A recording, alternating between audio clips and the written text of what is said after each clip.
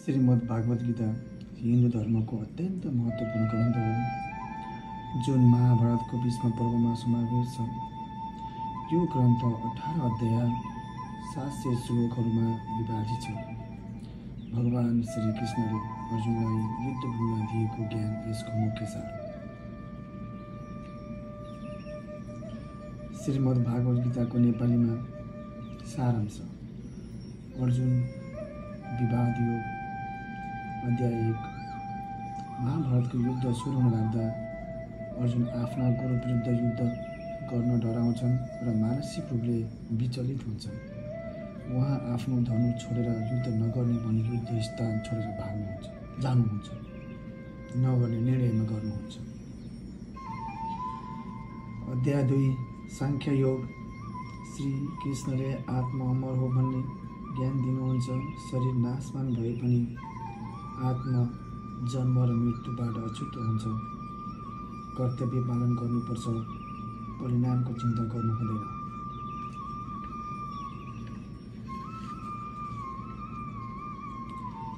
कर्मयोग अध्याय 3। श्री कृष्णले निष्काम कर्म फलको आश नगरी कर्म गर्नेको महत्त्व बारेमा बुझाउनुहुन्छ। सबैले आफ्नो धर्म अनुसार कर्म गर्नुपर्छ। ज्ञान कर्म सन्यास योग अध्याय 4। भगवानले आफ्नो अवतारको रहस्य र ज्ञान मार्गको महत्त्व बताउनुहुन्छ। ज्ञानले अज्ञानताको अन्धकार हटाउँछ।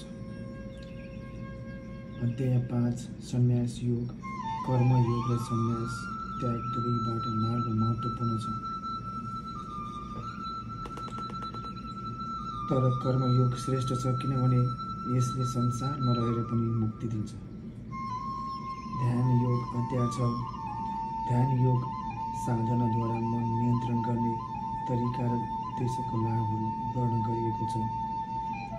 ज्ञान विज्ञान योग अध्याय 7।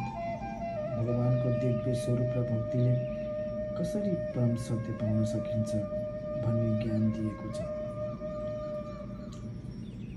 अध्याय 8 अक्षर ब्रह्मयोग। मृत्युपछि के हुन्छ र अन्तिम समयको सम्झना कसरी मोक्षको कारण बन्छ भन्ने कुरा वर्णन गरिएको छ। अध्याय 9 राजविद्या राजगृह योग। भक्तिको महिमा र भगवानप्रति अटुट श्रद्धा राख्ने व्यक्तिले कसरी परमानन्द प्राप्त गर्न सकिन्छ भनेर बुझाइएको छ। अध्याय 10 विभूति योग। भगवानले आफ्नो दिव्य विभूति शक्तिहरूको वर्णन गर्नुहुन्छ। उहाँ सबैमा व्याप्त हुनुहुन्छ। अध्याय 11 विश्वरूप दर्शन योग। भगवान श्रीकृष्णले अर्जुनलाई आफ्नो विराट रूप देखाउनुहुन्छ, जहाँ सम्पूर्ण ब्रह्माण्ड समाहित छ। भक्ति योग अध्याय 12। भक्तिको मार्ग सबैभन्दा सरल र प्रभावकारी बताइएको छ। सच्चा भक्तिलाई भगवानले सधैँ संरक्षण दिनुहुन्छ।